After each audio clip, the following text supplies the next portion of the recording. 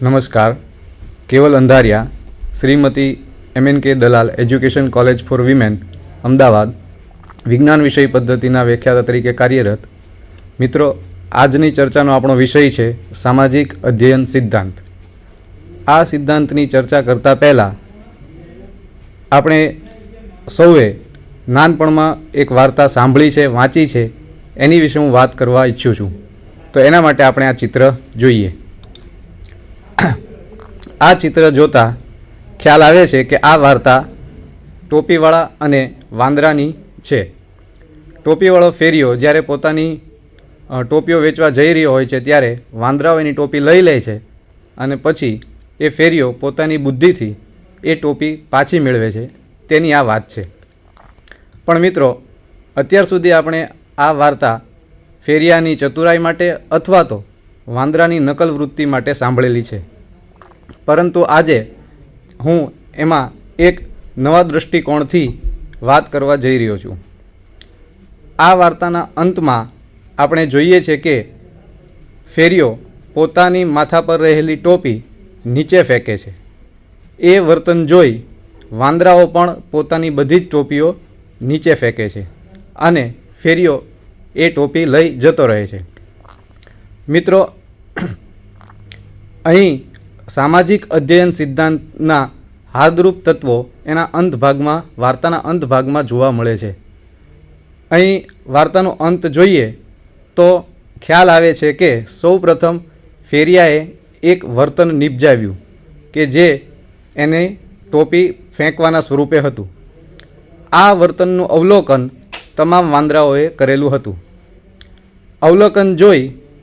અવલોકન કર્યા બાદ વાંદરાઓએ પણ ફેરિયાએ કરેલા વર્તનને જ ફરી કરીને બતાવ્યું. તો આ બાબત છે સામાજિક અધ્યયન સિદ્ધાંતની, અને આ સામાજિક અધ્યયન સિદ્ધાંતનો હાર્દ છે. સામાજિક અધ્યયન સિદ્ધાંતનો ઉદ્ભવ કેવી રીતે થયો તે આપણે સમજીએ. સૌ પ્રથમ ઉદ્ભવના કારણરૂપ જે ઘટના હતી એ છે સ્કિનરે જે ઘડતર પ્રક્રિયા વિકસાવી તે. બાંડુરાના મતે સ્કિનરની ઘડતરની પ્રક્રિયા ખૂબ ધીમી હતી, કારણ કે અહીં દરેક વખતે પ્રતિચાર અને પ્રતિપુષ્ટિ આપવાનો ક્રમ હતો. આ ઉપરાંત પ્રથમ વખત શીખનાર તરફથી પ્રતિચાર આવે તેની રાહ પણ જોવાની હતી, જે પ્રક્રિયાને ધીમી બનાવતી હતી. પરંતુ મિત્રો, આપણે બીજા મુદ્દા તરીકે જોઈએ છીએ કે વાસ્તવમાં અનેક કૌશલ્યો લોકો ઝડપથી શીખી શકે છે અને આ બાબતનો સ્પષ્ટીકરણ કે એની સમજૂતી સ્કિનરના સિદ્ધાંત દ્વારા આપણે આપી શકતા નથી. આલ્બર્ટ બાંડુરાએ સામાજિક અધ્યયન સિદ્ધાંત વિકસાવતી વખતે પ્રતિપાદિત કર્યું કે કારક અભિસંધાન, શાસ્ત્રીય અભિસંધાન, ઉચ્છેદ, શિક્ષા વગેરે દ્વારા વર્તન પરિવર્તનની ઘટનામાં પણ બોધાત્મક પાસું કડીરૂપ છે. જો કારક અભિસંધાન દરમિયાન શીખનારનું પ્રતિચારના અંતે પ્રતિપુષ્ટિ તરફ લક્ષ્ય હોય જ નહીં જો એની જાગૃતિ પ્રતિપુષ્ટિ તરફ હોય જ નહીં તો અધ્યયન થતું નથી. એવી જ રીતે શાસ્ત્રીય અભિસંધાનમાં પણ એક ઉદ્દીપક સાથે બીજા ઉદ્દીપકનું જોડાણ તરફ શીખનારનું લક્ષ્ય હોય નહીં એની જાગૃતિ હોય નહીં તો એ શીખી શકતા નથી. અને એટલે જ બાંડુરાએ કહ્યું કે આ વર્તનવાદી સિદ્ધાંતોમાં પણ બોધાત્મક પાસું છે એ કડીરૂપ છે. આલ્બર્ટ બાંદુરાએ સામાજિક અધ્યયન સિદ્ધાંત વિકસાવવા માટે એક પ્રયોગ કરેલો. એ પ્રયોગમાં એમણે જુદા જુદા 3 જૂથ લીધેલા. આ 3 જૂથમાં પ્રથમ જૂથને હિંસાત્મક વિડીયો દેખાડી અને એ વિડીયોને અંતે હિંસા આચરનારાઓને શાબાશી મળતી હોય, ઇનામ મળતું હોય એવું બતાવ્યું. બીજા જૂથને એમણે હિંસાત્મક વર્તન કરનાર વ્યક્તિઓને સજા મળતી હોય તેવું બતાવ્યું. અને ત્રીજા જૂથને એમણે સજા કે બદલો કશુંય ન મળતું હોય એવા સ્વરૂપે બતાવ્યું. ત્યારબાદ આ બાળકોના જૂથને રમકડાઓ વચ્ચે મૂકવામાં આવ્યા અને એમની આસપાસ ખંડની અંદર જુદા જુદા સાધનો, હથિયારો વગેરે મૂકવામાં આવ્યું. તો એવું જોવા મળ્યું કે જે બાળકોના જૂથને હિંસાત્મક વર્તન આચરનારાઓને ઇનામ મળતું હતું એવું દેખાડવામાં આવ્યું હતું, એવા બાળકો રમકડા પર હિંસાત્મક કૃત્ય આચરતા હતા, જ્યારે જે બાળકોને હિંસા આચરનારને સજા થતી બતાવવામાં આવી હતી એવા બાળકોમાં હિંસાનું વલણ જોવા મળતું હતું નહીં. આના આધારે આલ્બર્ટ બાંડુરાએ સામાજિક અધ્યયનનો સિદ્ધાંત રજૂ કર્યો. આ સિદ્ધાંતમાં લોકો અવલોકન દ્વારા, અન્યના અવલોકન દ્વારા શીખે છે, એટલે એને અવલોકનાત્મક સિદ્ધાંત પણ કહેવાય છે. આ સિદ્ધાંત વિશે આલ્બર્ટ બાંડુરા જ પોતે કેટલીક વિગતો રજૂ કરે છે અને એમના પોતાના પ્રયોગના કેટલાક દૃશ્યો આપણે ક્લિપમાં નિહાળીએ. Of behavior through modeling. Children watched a filmed adult perform novel aggressive acts toward a inflated doll, and the physical aggression was accompanied by novel hostile remarks. We later measured how much of this modeled aggression the children had learned just by watching. Now, the measurement of learning of aggression uses simulated targets rather than live ones. The model pummeled the doll with a mallet, flung it in the air,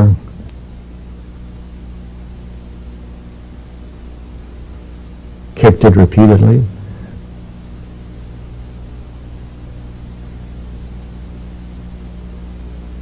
threw it down and beat it.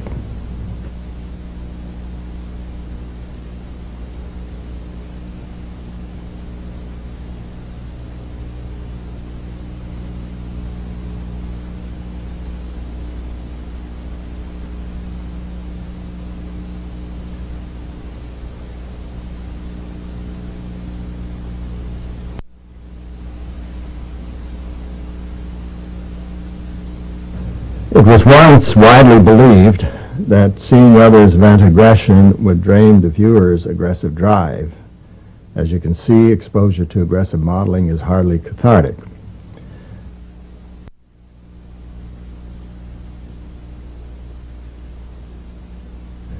Exposure to aggressive modeling increased attraction to guns, even though it was never modeled.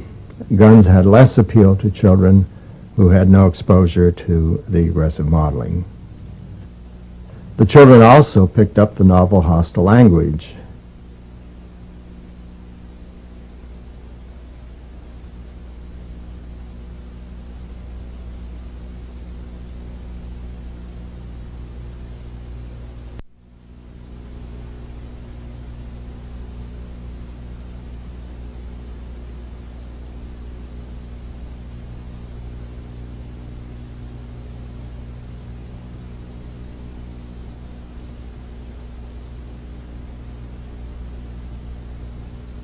The room contained varied play materials, and children could choose to play aggressively or non-aggressively.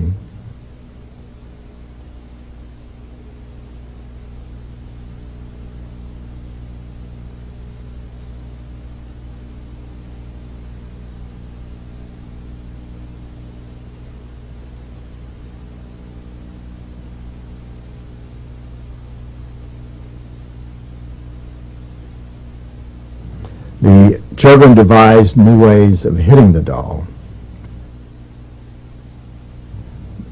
Now, the object of interest was the novel aggressive acts, not punching the doll. And children in the control group who had no exposure to the aggressive modeling never exhibited the novel forms of aggression. And here's a creative embellishment. A doll becomes a weapon of assault.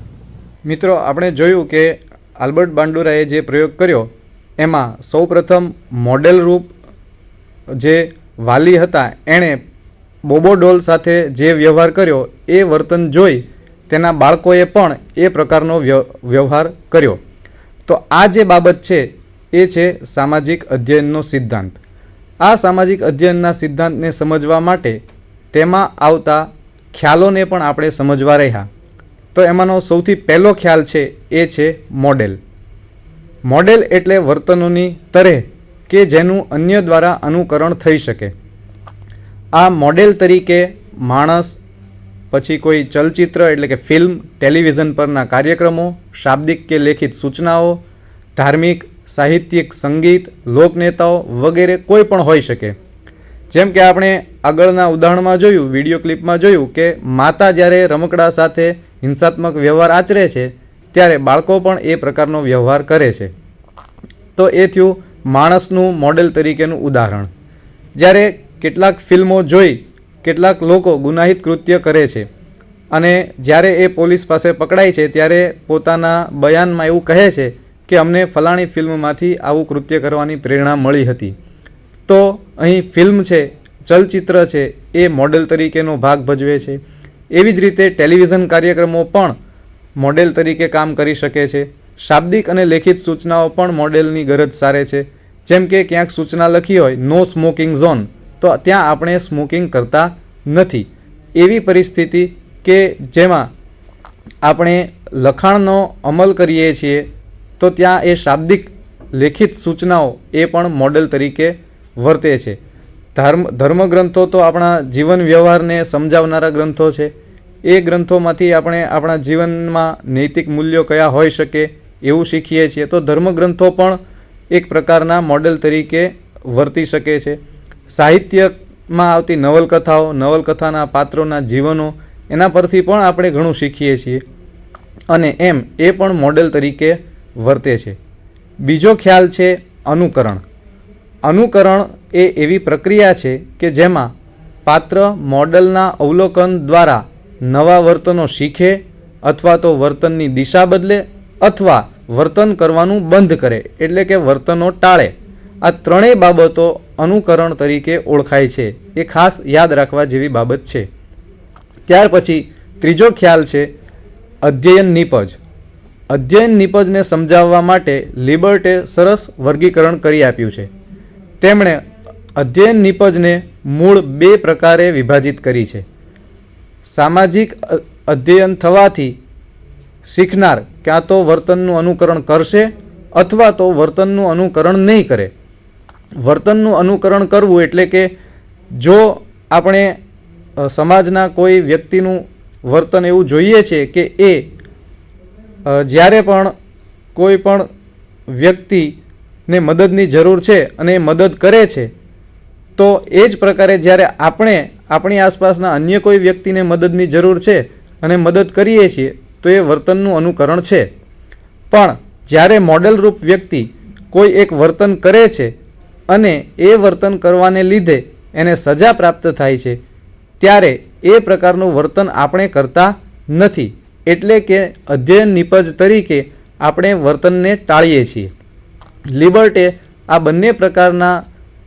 બંને પ્રકારની અધ્યયન નિપજોને ફરી બીજા બે પ્રકારોમાં વિભાજિત કરી છે.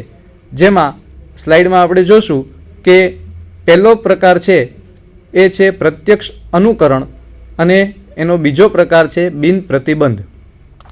આ બંને ખ્યાલોને સમજવા આપણે ઉદાહરણ લઈએ. જેમ કે આપણે અવારનવાર રેલવે સ્ટેશન પર જોતા હોઈએ છીએ કે રેલવે સ્ટેશન પરથી સૂચના આવે છે કે કોઈએ પણ રેલવેના પાટાને ઓળંગવા નહીં. આમ છતાં આપણે જોઈએ છીએ કે અનેક લોકો રેલવેના પાટા ઓળંગે છે અને આપણે અનેક લોકોને રેલવેના પાટા ઓળંગતા જોતાં આપણે પણ એવું શીખીએ છીએ કે રેલવેની સૂચના હોવા છતાં આપણે પાટા ઓળંગી જઈએ છીએ.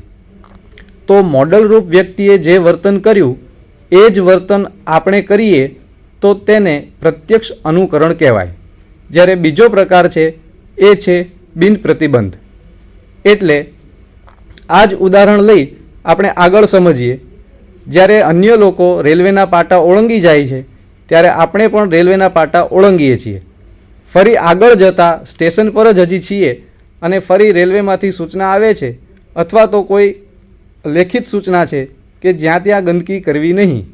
પરંતુ આપણે અગાઉ એવું શીખ્યા છીએ કે રેલવે સૂચના આપે છતાં આપણે એને અનુસરવાની નહીં, અને એ જ પ્રકારે અહીં સૂચના મળ્યા હોવા છતાં આપણે ગંદકી કરીએ તો એ બિન પ્રતિબંધ પ્રકારનું અનુકરણ કહેવાશે. કારણ કે અહીં મોડેલરૂપ વ્યક્તિએ એવું વર્તન નથી કર્યું, પણ આપણે જે વર્તન કરીએ છીએ એ મોડલરૂપ વ્યક્તિએ કરેલા વર્તનની કક્ષાનું છે. એટલે એમ કહી શકાય કે પ્રત્યક્ષ અનુકરણની વ્યાપક અસર એ બિન પ્રતિબંધ પ્રકારનું અનુકરણ છે. જ્યારે વર્તનનું ટાળવું અથવા તો વર્તન ન કરવું એ કક્ષામાં પણ લિબર્ટે બીજા 2 પ્રકાર આપેલા છે, જેને આપણે સ્લાઇડમાં જોશું. એમાં પહેલો પ્રકાર છે પ્રત્યક્ષ બિન અનુકરણ અને બીજો પ્રકાર છે પ્રતિબંધ. હવે આ રેલવેના ટ્રેકવાળા ઉદાહરણ પરથી જ આપણે આ બંને ખ્યાલો સમજીએ. જ્યારે અનેક લોકો રેલવેનો ટ્રેક ઓળંગી રહ્યા હોય છે ત્યારે આપણે જોતા હોઈએ છીએ એમ જ કોઈ એક વ્યક્તિને અકસ્માત થાય છે અને એ અકસ્માતમાં એને ઘણી બધી ઈજાઓ પહોંચે છે. આ ઘટનાનું આપણે અવલોકન કર્યું એટલે આપણે હવે રેલવે ટ્રેક ઓળંગવાનો પ્રયત્ન કરીશું નહીં. એટલે કે મોડલે કરેલા વર્તનનું અનુકરણ આપણે કરશું નહીં, તો એને પ્રત્યક્ષ બિન અનુકરણ કહેવાય. હવે એ જ રેલવે સ્ટેશન પર આગળ જતાં આપણે સૂચના વાંચીએ છીએ કે જ્યાં ત્યાં ગંદકી કરવી નહીં, તો અગાઉનો આપણો જે અનુભવ છે કે રેલવેની સૂચનાઓનું પાલન કરીએ તો જ લાભ થાય છે, જો એનું સૂચનાઓનું પાલન ન કરીએ તો આપણને નુકસાન થાય છે. એ જે આપણું અધ્યયન થયું છે એ અહીં કામ લાગે છે અને આપણે જ્યાં ત્યાં ગંદકી કરતા નથી, તો એ પ્રતિબંધ તરીકે વર્તનનું અનુકરણ ન કરવું એવું કહેવાશે. તો મિત્રો, આ સિદ્ધાંત આધારિત અગત્યના ખ્યાલો છે. આના પછી અવલોકનાત્મક અધ્યયન પ્રક્રિયાનું પૃથ્થકરણ જોશું. બાંડુરા અને તેના સાથી મિત્રોએ સામાજિક અધ્યયનનો સિદ્ધાંત તો આપ્યો, પણ એ સિદ્ધાંતને આપણે જેટલો સરળ સમજીએ છીએ એટલો સરળ નથી. બાંડુરા અને એના મિત્રોએ એ સિદ્ધાંતનું ઝીણવટપૂર્વક અવલોકન કર્યું, ઝીણવટપૂર્વક એનું સંશોધન કર્યું અને એને જુદા જુદા પેટા 5 ક્રમોમાં વિભાજિત કર્યું. એ પેટા 5 ક્રમોને આપણે જોઈએ તો એ પેટા 4 ક્રમો જે છે એ 4 ક્રમો મોડલિંગ દ્વારા થતા વર્તનથી લઈ અને અનુકરણ કરનાર વ્યક્તિના વર્તન સુધીના છે, જેની શરૂઆત આપણે જોઈએ તો સ્લાઇડની અંદર તમે જોઈ શકો છો. કોઈ એક જોકર જગલિંગની ક્રિયા કરે છે, એટલે કે 2 હાથ વડે એક કરતાં વધારે બોલ ઉછાળી રહ્યો છે. આ મોડલ રૂપ વર્તન તરીકે આપણે લઈએ તો સૌ પ્રથમ જે પેટા ક્રમ છે, પેટા સોપાન છે, એ છે ધ્યાન સંબંધિત પ્રક્રિયાઓ. સ્વાભાવિક છે કે આ સિદ્ધાંત જ અવલોકનાત્મક અધ્યયન માટેનો છે, તો અવલોકન કરવા માટે સૌથી પહેલી જરૂરિયાત છે જે તે મોડલના વર્તન પર ધ્યાન કેન્દ્રિત થવું. તો ધ્યાન સંબંધિત પ્રક્રિયા એ પ્રથમ સોપાન છે. બીજું સોપાન છે ધારણાત્મક પ્રક્રિયાઓ. જ્યારે એક વખત મોડલના વર્તન પર ધ્યાન કેન્દ્રિત થાય છે ત્યારબાદ એ સંબંધિત આપણા માનસપટ પર કેટલીક ધારણાઓ થાય છે, એ ક્રિયાનું કેટલુંક સંકેતીકરણ થાય છે. ત્રીજી ઘટના છે, ત્રીજું સોપાન છે સ્નાયવિક પુનરુત્પાદન પ્રક્રિયાઓ. એક વખત ધ્યાન કેન્દ્રિત થયું, એક વખત ધારણા થઈ ગઈ, ત્યારબાદ સ્નાયવિક પુનરાવર્તનની પ્રક્રિયાઓ શરૂ થાય છે. અને ચોથા સોપાન તરીકે પ્રેરણાત્મક પ્રક્રિયાઓ હોય છે. જો વ્યક્તિનું મોડલરૂપ વર્તન પર ધ્યાન કેન્દ્રિત થયું હોય, ધારણા થઈ હોય અને સ્નાયવિક પુનરુત્પાદન થયું હોય તો પણ પ્રેરણા ન હોય તો એ મોડલે કરેલા વર્તનનું અનુકરણ કરશે નહીં. પણ પ્રેરણાત્મક પ્રક્રિયાઓ સફળતાપૂર્વક પાર પડતા એ પણ મોડલના જેવું જ વર્તન કરશે. અહીં સ્લાઇડમાં આપ જોઈ શકો છો કે જોકરે જે પ્રકારનું જગલિંગનું વર્તન કર્યું એ જ પ્રકારનું વર્તન બાળક પછી કરે છે. તો આ અવલોકનાત્મક અધ્યયન પ્રક્રિયાનું પૃથ્થકરણને અંતે બાંડુરા અને તેના સાથી મિત્રોએ તારવેલા 4 પેટા સોપાનો હતા. હવે આ દરેક સોપાનને આપણે ઝીણવટપૂર્વક સમજીએ, જેમાં સૌથી પહેલી બાબત છે ધ્યાન સંબંધિત પ્રક્રિયાઓ. ધ્યાન સંબંધિત પ્રક્રિયાઓમાં પહેલી બાબત મોડલિંગ ઉદ્દીપકની કે જે ધ્યાન સંબંધિત પ્રક્રિયાઓને અસર કરનાર પરિબળ છે. જેવું મોડેલ હશે એ પ્રકારે ધ્યાન વધારે જવું અથવા તો ઓછું જવું એવી ઘટનાઓ બનશે.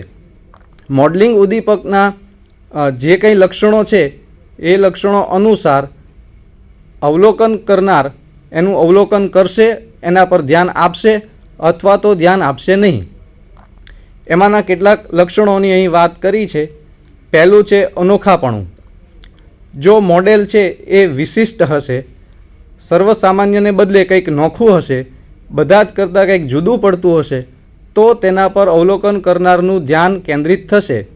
જેમ કે 2 હાથે તો તાળી સૌ વગાડી શકે, પણ કોઈ વ્યક્તિ 1 હાથે તાળી વગાડીને બતાવતો હોય તો એ એની અનોખી બાબત કહેવાય અને માટે અધ્યયન કરનાર વિદ્યાર્થીઓનું તેના પર ધ્યાન વધારે પડશે. બીજી બાબત જે છે એ છે અસરકારકતા. એટલે કે મોડેલિંગ ઉદ્દીપક જે વર્તન કરી રહ્યા છે એ વર્તન માટે એમની નિપુણતા. જેમ કે સચિન તેંડુલકર જ્યારે બેટિંગ કરી રહ્યો હોય તો તેના પર સૌનું ધ્યાન કેન્દ્રિત થાય, કારણ કે એ બેટિંગ માટે નિપુણ કહી શકાય. બેટિંગ માટેના કૌશલ્યોમાં એ નિપુણતા ધરાવે છે. તો સ્વાભાવિક રીતે નિપુણતાપૂર્વક થયેલા વર્તનો પર અવલોકન કરનારનું ધ્યાન વધારે કેન્દ્રિત થાય છે. ત્રીજી બાબત આવે છે સંકુલતા. જો મોડેલ દ્વારા કરવામાં આવતું વર્તન સંકુલ હશે તો ધ્યાન કેન્દ્રિત થવાની શક્યતાઓ ઓછી હશે. જેમ વર્તન વધારે સંકુલ એમ ધ્યાન સંબંધિત પ્રક્રિયાઓમાં એ એટલી જ નબળી પડતી જશે, ધ્યાન એટલું નબળું થતું જશે. પછીનો ઘટક છે એ છે પ્રાબલ્ય.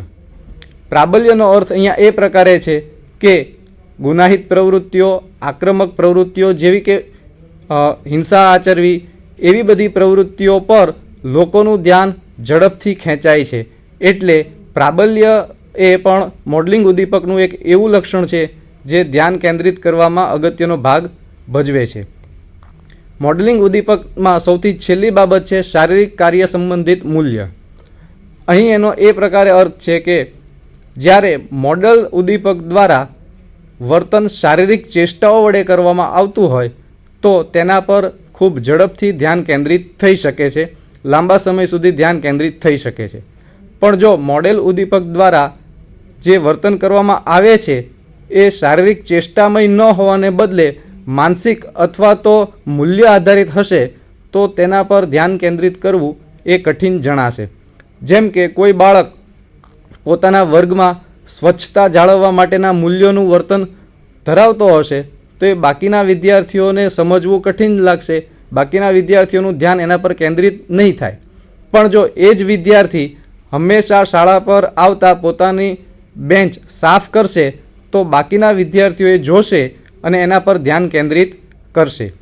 આ જ રીતે ધ્યાન કેન્દ્રિત કરવાની બાબતમાં અવલોકન કરનારના પણ કેટલાક લક્ષણો અસર કરે છે, જેને આપણે એક એક પછી એક એમ જોઈએ. અવલોકન કરતા માટે સાંવેદનિક ક્ષમતાઓ એ એનું અનિવાર્ય લક્ષણ છે કે જે તેને ધ્યાન કેન્દ્રિત કરવામાં અનુકૂળતા કરી આપે. જો અવલોકન કરનાર વ્યક્તિની પંચેન્દ્રિયો સતર્ક હશે, સતેજ હશે તો એ સારી રીતે ધ્યાન કેન્દ્રિત કરી શકશે. જો કોઈ વિદ્યાર્થીની દૃષ્ટિ દૂરનું સારી રીતે નથી જોઈ શકતી તો એ વિદ્યાર્થી જ્યારે વર્ગમાં છેલ્લી પાટલી પર બેસી આગળ શિક્ષક બોર્ડ પર જે આકૃતિઓ રચે છે એ જોઈ શકશે નહીં અને એને કારણે એવા પ્રકારની આકૃતિઓ રચી શકશે નહીં. તો અહીંયા એની સાંવેદનિક અક્ષમતા છે એ ધ્યાન પર અસર કરે છે. બીજું છે અવલોકનકર્તાનું ઉત્તેજના સ્તર. જ્યારે અવલોકનકર્તાની સામે મોડેલ દ્વારા કોઈ વર્તન થઈ રહ્યું હોય ત્યારે એ વર્તનની અસર અવલોકનકર્તા પર પડે છે અને અવલોકનકર્તા ઉત્તેજિત થાય છે અથવા તો નિરુત્સાહી બને છે. જો મોડેલનું વર્તન અવલોકનકર્તાને ઉત્તેજિત કરનારું હશે તો એ વધારે ધ્યાન આપશે અને તો એ વધારે ધ્યાનપૂર્વક એનું અવલોકન પણ કરશે. ત્યાર પછી જે બાબત છે એ છે પ્રત્યક્ષીકરણ સજ્જતા. પ્રત્યક્ષીકરણ સજ્જતા એટલે જ્યારે અવલોકનકર્તા મોડલનું વર્તન જુએ છે ત્યારે એ વર્તન શેનું છે, શા હેતુથી થઈ રહ્યું છે એનું જ્ઞાન એ મેળવે છે. જો એ સમજી શકે છે કે મોડેલ કયું વર્તન કરી રહ્યા છે, કયા હેતુસર કરી રહ્યા છે, તો જ એ ધ્યાન આપશે, અન્યથા એ ધ્યાન આપવાનું ટાળશે. એક ઉદાહરણ દ્વારા એને સમજીએ. જો કોઈ ગામડાનો વ્યક્તિ જેણે ક્યારેય પણ એટીએમ મશીન જોયું નથી એ અન્ય કોઈ વ્યક્તિને એટીએમ મશીન સાથે વ્યવહાર કરતા જોશે તો એના પર એ અવલોકન કરવાનું ટાળશે, કારણ કે એને ખ્યાલ જ નથી કે આ મશીન કયા હેતુસર ઉપયોગમાં લઈ રહેવાયું છે. પરંતુ જો એને અગાઉથી ખ્યાલ હશે કે આ એટીએમ મશીન છે અને એમાંથી પૈસા કાઢી શકાય છે અને એની સાથે આપણે બેંક જેવું કેટલાક અંશે વ્યવહાર કરી શકીએ છીએ, તો પછી એ અવલોકન કરશે કે એમાં કઈ સ્વિચ દબાવવાથી પૈસા ઉપાડી શકાય છે, કઈ સ્વિચ દબાવવાથી પાસવર્ડ નાખવાનું બટન આવે છે, તો એ પ્રકારે એ અવલોકન કરશે. પરંતુ એ જાણતા નથી, પ્રત્યક્ષીકરણ નથી, તો એ અવલોકન કરવાનું ટાળશે, ધ્યાન કેન્દ્રિત કરશે નહીં. ત્યાર પછીની બાબત છે પૂર્વે મળેલ પ્રતિપુષ્ટિઓ. અવલોકન કરતાં જે મોડેલિંગ ઉદ્દીપકનું અવલોકન કરી રહ્યા છે એ મોડેલને એ વર્તન કરવાથી કેવા પ્રકારની પ્રતિપુષ્ટિ મળે છે એ જોઈને પણ અવલોકન કરતાં ધ્યાન આપવું કે નહીં એ નક્કી કરે છે. જેમ કે કોઈ એક મોડેલ કોઈ એક વર્તન ઉપજાવે અને એ વર્તન કરવાને બદલે એ મોડેલને કોઈ ઇનામ મળે છે, તો અવલોકન કરતાં એ મોડેલનું વર્તન ધ્યાનપૂર્વક જોશે. પરંતુ જો મોડેલને વર્તન કરવાથી સજા મળે છે તો એ પ્રકારનું વર્તન અવલોકનકર્તાને કરવું નથી, માટે તે ધ્યાન આપવાનું ટાળશે. તો આમ મોડેલિંગ ઉદ્દીપક અને અવલોકનકર્તાના સંદર્ભે ધ્યાન આધારિત પ્રક્રિયાઓની વાત આપણે કરી. બીજી જે બાબત છે, બીજું જે સોપાન છે એ છે ધારણાત્મક પ્રક્રિયાઓ. ધારણાત્મક પ્રક્રિયાઓમાં સૌ પ્રથમ વાત આવે છે સંકેતીકરણ. જ્યારે મોડેલનું વર્તન અવલોકન કરતાં જુએ છે ત્યારે પછી બીજા તબક્કે એ પોતાના માનસપટ પર એનું સંકેતીકરણ કરે છે. એટલે કે એમણે મોડેલના વર્તનને પોતાના માનસપટ પર વિકસાવે છે. એ પછી પ્રતિમાઓ સ્વરૂપે, ચિત્રાત્મક સ્વરૂપે કે શાબ્દિક સ્વરૂપે હોઈ શકે છે. માણસની ઉંમર જેમ જેમ વધે છે એમ એમ એ ઘટનાઓને શાબ્દિક સ્વરૂપે યાદ રાખવાની ક્ષમતા વધારે એનામાં આવે છે અને પછી લાંબા સમયે ગમે ત્યારે એનો ઉપયોગ પણ કરી શકે છે. તો સાંકેતિકરણ થવું એ સૌથી અનિવાર્ય ઘટના છે. આમ તો આ સિદ્ધાંતમાં સૌથી અગત્યની બાબત આ ધારણાત્મક પ્રક્રિયાઓને ગણવામાં આવી છે. બીજું સોપાન જે છે એ છે બોધાત્મક ગોઠવણી. જ્યારે ધારણાત્મક પ્રક્રિયાઓની અંતર્ગત સાંકેતિકરણ થાય ત્યારબાદ બોધાત્મક રીતે ગોઠવણી થાય છે. એટલે કે સંકેતો કયા છે, એ સંકેતોનો માનસપટ પરના અન્ય બીજા સંકેતો સાથે શું સંબંધ છે, એ પ્રકારની બોધાત્મક ગોઠવણી થાય છે. એ બોધાત્મક ગોઠવણી થયા પછી ત્રીજા તબક્કે સાંકેતિક પુનરાવર્તન આવે છે. એટલે જ્યારે એક વખત માનસપટ પર એ સમગ્ર અનુભવ અંકિત થઈ જાય ત્યારબાદ એનું પુનરાવર્તન થાય છે. સમયાંતરે પણ એનું પુનરાવર્તન થતું હોય છે, કારણ કે માણસ કોઈ એક સામાજિક અનુભવ, સામાજિક કૌશલ્ય કોઈ એક સમયે શીખે છે, પરંતુ તરત ને તરત જ એને એ પ્રકારનું વર્તન કરવાની જરૂરિયાત ઊભી ન પણ થાય. સમય જતાં 5-15 વર્ષે પણ એવા પ્રકારનું વર્તન કરવાની જરૂરિયાત ઊભી થાય. તો એ સમયે એણે સતત સાંકેતિક પુનરાવર્તન કરેલું હોય તો એને એનું અધ્યયન છે એ સારી રીતે થયેલું હોય છે. અને ધારણાત્મક પ્રક્રિયાઓના અંતિમ તબક્કે સ્નાયવિક પુનરાવર્તન આવે છે, જેમાં જે વર્તન શીખ્યા છીએ એ વર્તનનું સ્નાયવિક રીતે પુનરાવર્તન કરવાની વાત છે.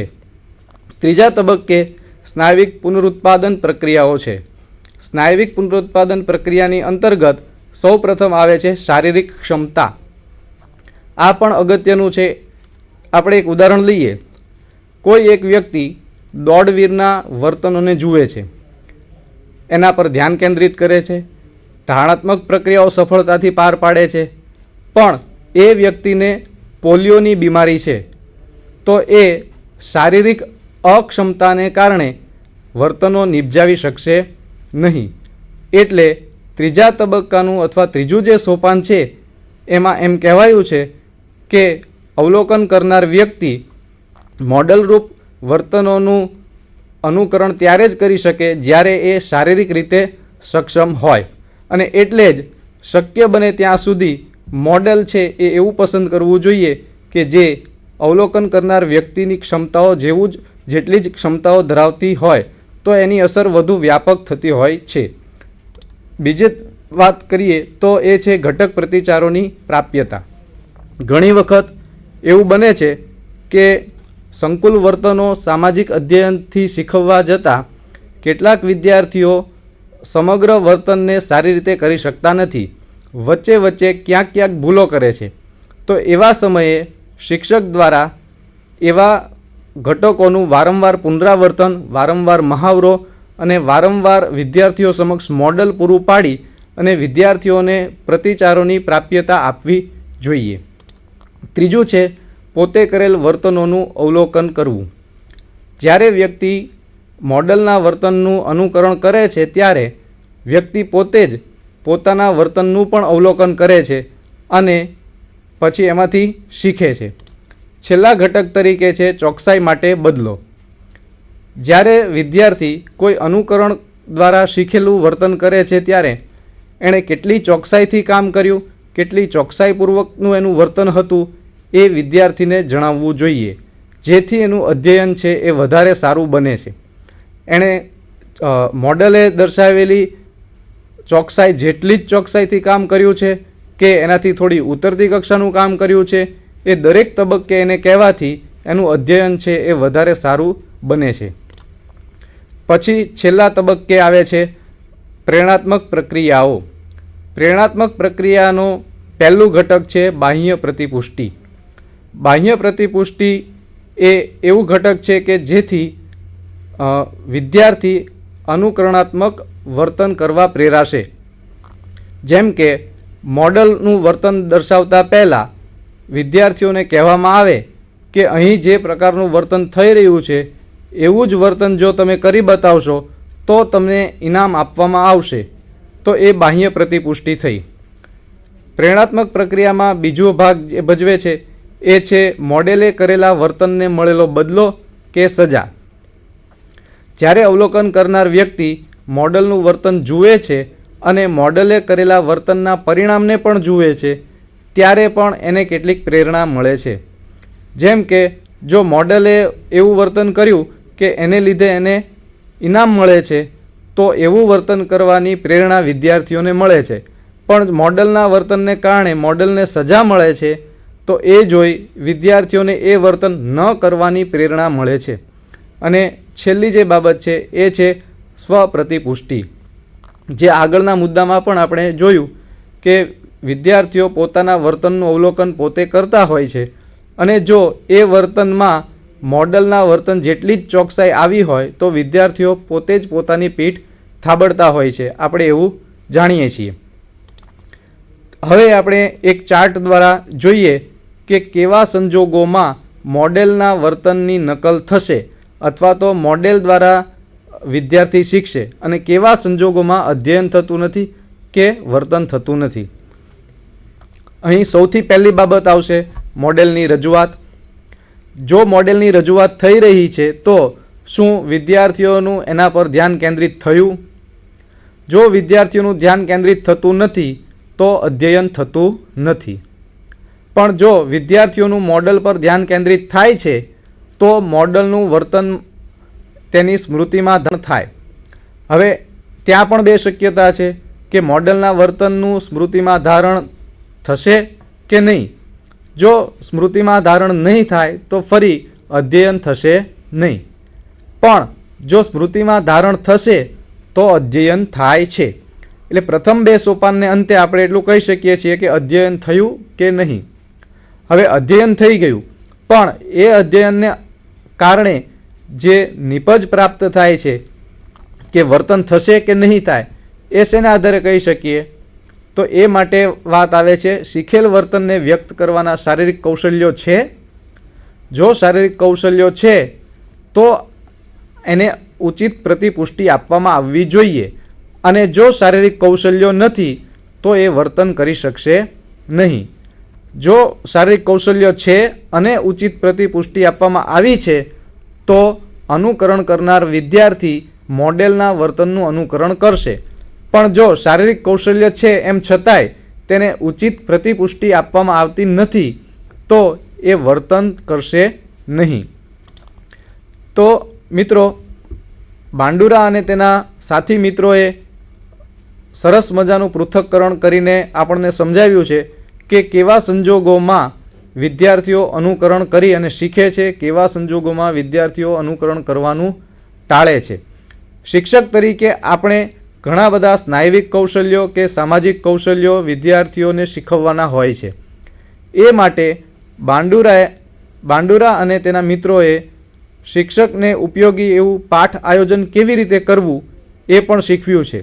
એ માટે એમણે કહ્યું છે કે જે વર્તન તમારે શીખવવું છે એ વર્તનના પેટા વર્તનો પહેલાં નક્કી કરો.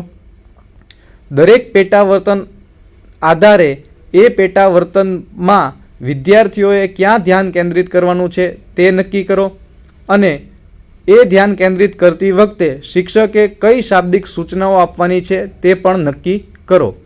તો એવું એક ઉદાહરણ આપણે અહીં જોઈશું જેમાં વિદ્યાર્થીઓએ માપપટ્ટી અને પેન્સિલની મદદથી રેખાખંડની રચના કરવાનું શારીરિક કૌશલ્ય કેળવવાનું છે.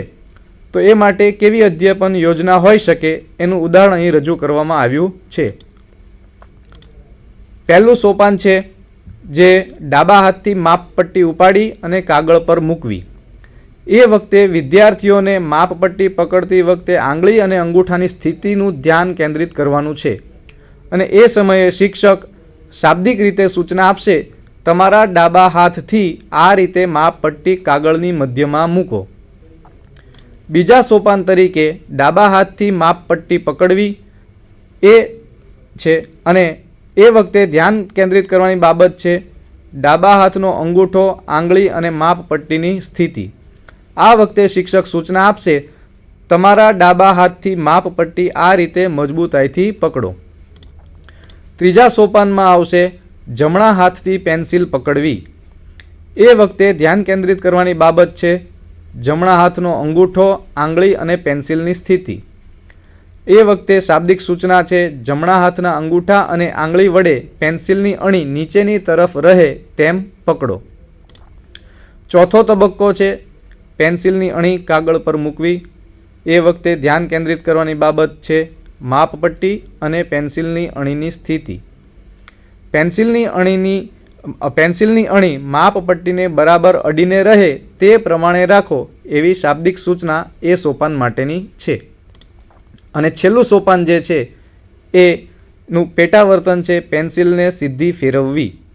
આ વખતે ધ્યાન કેન્દ્રિત કરવાની બાબત છે પેન્સિલ કઈ રીતે ગતિ કરે છે તે. અને શાબ્દિક રજૂઆત માટે શિક્ષક કહેશે, આ રીતે પેન્સિલ ધીમે ધીમે માપપટ્ટીને બરાબર અડીને રહે તે રીતે ફેરવી રેખાખંડની રચના કરો. તો એક સામાન્ય શારીરિક કૌશલ્ય યુક્ત પ્રવૃત્તિ માટે આ પ્રકારનું આયોજન કરી અને આપણે વિદ્યાર્થીઓને એ શારીરિક કૌશલ્ય શીખવી શકીએ છીએ. આ માટે બાંડુરા અને તેના મિત્રોએ એવી ભલામણ કરી છે કે જ્યાં સુધી બધા જ વિદ્યાર્થીઓ બધા જ પેટાવર્તનો ક્ષતિરહિત ન કરે ત્યાં સુધી શિક્ષકે મોડલ પૂરું પાડવું જોઈએ. તો મિત્રો, અહીં સુધી આપણે બાંડુરા અને તેના મિત્રોનો સામાજિક અધ્યયનનો સિદ્ધાંત સમજ્યા. હવે આ સિદ્ધાંતનું મૂલ્યાંકન આપણે કરીએ તો એ કેટલો વ્યાપક છે, કેટલો ઉચિત છે અને એ સિદ્ધાંતની કેવી કેવી મર્યાદાઓ છે તે પણ આપણે જોઈએ. એની વ્યાપકતા અને ઉચિતતા માટે આપણે જોશું તો આ સિદ્ધાંતની વ્યાપકતા અને ઉચિતતા એ છે કે સ્કિનરની ઘડતર પ્રક્રિયા મોડેલના ઉપયોગથી ઝડપી બનાવી.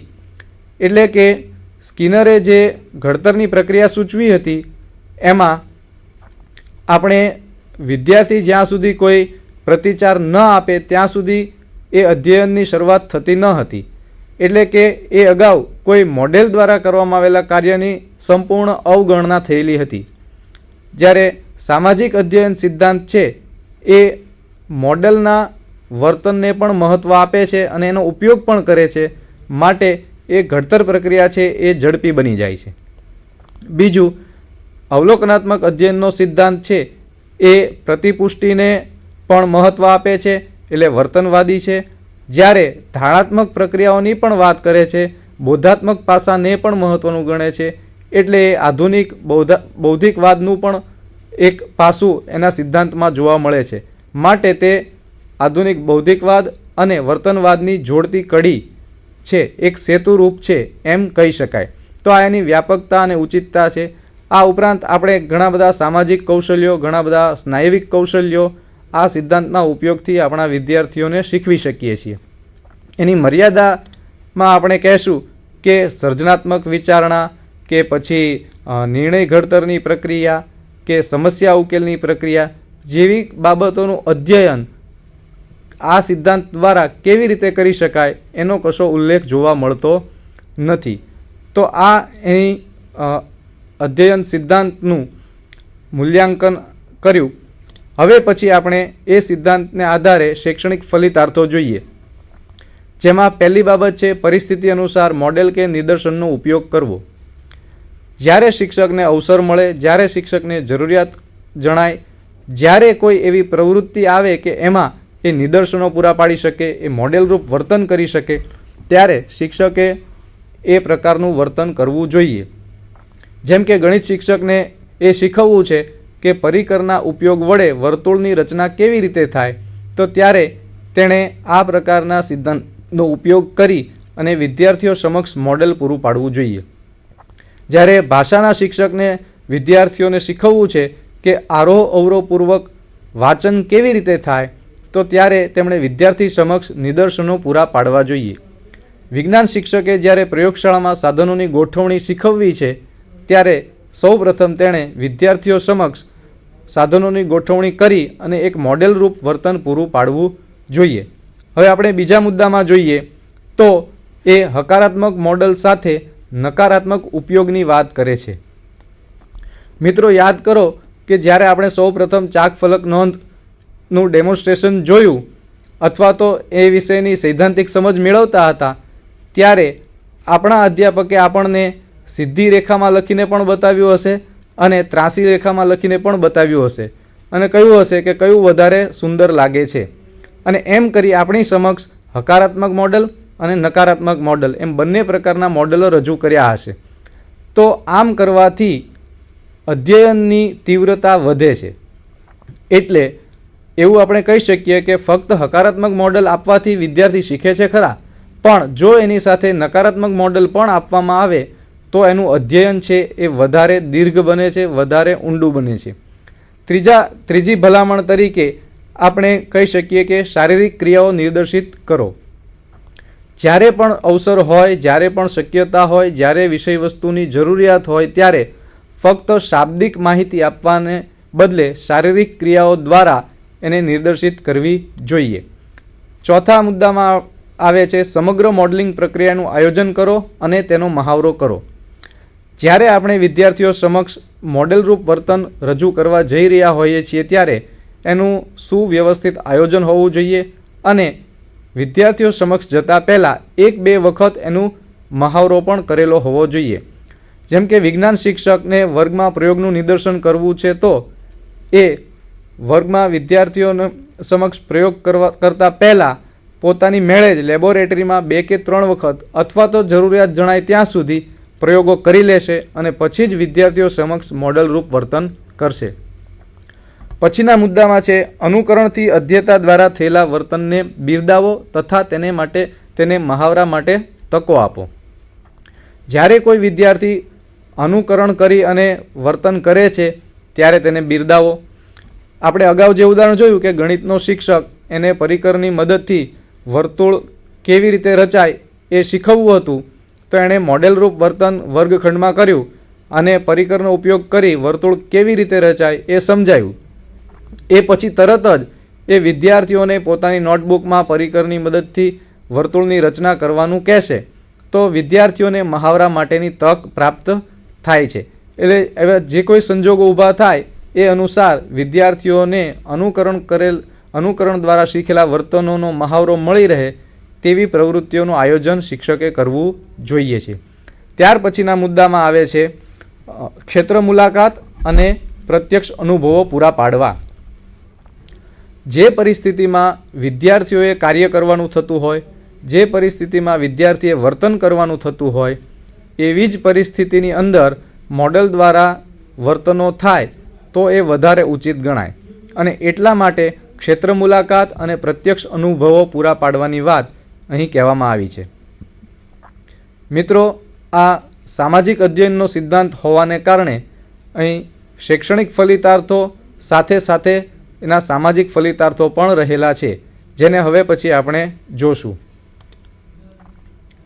સામાજિક ફલિતાર્થોમાં સૌથી પહેલી બાબત છે, જે સામાજિક વર્તન વિકસાવવું હોય તે સ્પષ્ટ વ્યાખ્યાયિત કરો. એટલે અહીં એમ કહેવામાં આવ્યું છે કે વિદ્યાર્થીમાં જે સામાજિક વર્તન આપણે વિકસાવવું છે તે વિદ્યાર્થીઓને સ્પષ્ટ જણાવવું જોઈએ. બીજી બાબત છે, ઈચ્છનીય વર્તન બાળક દ્વારા થાય તો તેના વખાણ કરો. જ્યારે બાળક સામાજિક રીતે ઈચ્છનીય એવું વર્તન કરે છે ત્યારે આપણે તેને બિરદાવવું જોઈએ. જેમ કે કોઈ એક બસમાં કોઈ એક બાળક બેઠું છે અને એ બસમાં એક નાના બાળકને તેડીને કોઈ સ્ત્રી ચડે છે, ત્યારે બાળક પોતાની સીટ એ સ્ત્રીને આપી દે છે તો એ સામાજિક રીતે ઈચ્છનીય વર્તન હતું, માટે તેને બિરદાવવું જોઈએ, જેથી કરીને અન્ય પણ એ પ્રકારનું વર્તન કરવા પ્રેરાશે. તો આ પ્રકારે આપણે સામાજિક રીતે સામાજિક મૂલ્યો પણ વિદ્યાર્થીઓને શીખવી શકીએ છીએ. ત્રીજા મુદ્દા તરીકે આપણે જોશું કે રોલ પ્લે દ્વારા પ્રત્યેક વર્તનના સંભવિત પરિણામ પ્રદર્શિત કરવાની તક વિદ્યાર્થીઓને આપવી જોઈએ. વિદ્યાર્થીઓ સમક્ષ જુદી જુદી સામાજિક પરિસ્થિતિઓ મૂકી શકાય અને એના માટેનું રોલ પ્લે કરવા એમને સૂચવી શકાય. અને રોલ પ્લેમાં ખાસ કરીને એવી સમસ્યાઓ અથવા એવી સ્થિતિઓ આપવામાં આવે કે જેના પરિણામો વિશે વિદ્યાર્થીઓ વિચારે અને રોલ પ્લે દ્વારા એને પ્રદર્શિત કરે. જેમ કે એવી સમસ્યા અથવા એવી પરિસ્થિતિ વિદ્યાર્થીને સોંપી શકાય કે વિદ્યાર્થીઓ કોઈ એક અન્ય સંસ્થામાં મુલાકાતે જાય છે, ત્યારે એ સંસ્થાના શિસ્ત વિષયક નિયમોનું પાલન કરતા નથી. આવી સ્થિતિ આપી અને એમને રોલ પ્લે કરવાનું કહેવામાં આવે તો વિદ્યાર્થીઓ રોલ પ્લે કરશે અને એના પરિણામ સુધી પણ પહોંચશે. એનું પરિણામ કેવું હોઈ શકે એ માટે વિચારણા કરશે. છેલ્લા મુદ્દા તરીકે આપણે સામાજિક ફલિતાર્થમાં એવું કહી શકીએ કે રોલ પ્લેના અનુભવ આપ્યા બાદ પરિણામરૂપ પરિસ્થિતિની ચર્ચા કરાવવી જોઈએ. આગળ આપણે જે ઉદાહરણ લીધું કે વિદ્યાર્થીઓ અન્ય સંસ્થામાં જાય છે અને ત્યાં એ સંસ્થાના શિસ્ત વિષયક નિયમોનું પાલન કરતા નથી, તો કેવું પરિણામ હોઈ શકે? તો એના માટે વિદ્યાર્થીઓ જુદા જુદા પ્રકારના રોલ પ્લે કરી શકે. જેમ કે એ સંસ્થામાંથી શિસ્તનું પાલન ન કરનાર વિદ્યાર્થીને હાંકી કાઢવામાં આવે, અથવા તો એ સંસ્થામાંથી બધા જ વિદ્યાર્થીઓને બહાર કાઢી મૂકવામાં આવે, અથવા તો એ સંસ્થામાં હવે પછી ક્યારેય આપણી સંસ્થાને જવા નહીં મળે, અથવા તો હવે એ સંસ્થા બહારની કોઈ પણ સંસ્થાના વિદ્યાર્થીઓને આવવા દેશે નહીં. તો આવા પ્રકારની ચર્ચાઓ પણ વિદ્યાર્થીઓ સાથે કરી શકાય અને વિદ્યાર્થીઓમાં સુટેવોનું ઘડતર કરી શકાય, જે એના સામાજિક ફલિતાર્થ રૂપે છે. સામાજિક ફલિતાર્થને વધારે સારી રીતે દર્શાવવા માટે અહીં એક વિડીયો ક્લિપ રજૂ કરવામાં આવે છે, જે આપ સૌ જુઓ. Looks like rain again today. Dark clouds gather and fill the sky. Don't know how to talk to you, just know how to say goodbye. You ain't seen Sonic 5 as lights out! I don't think so! Did you see his back there? Go back where you came from! Learn to speak English! Go back where you came from! That's the thing!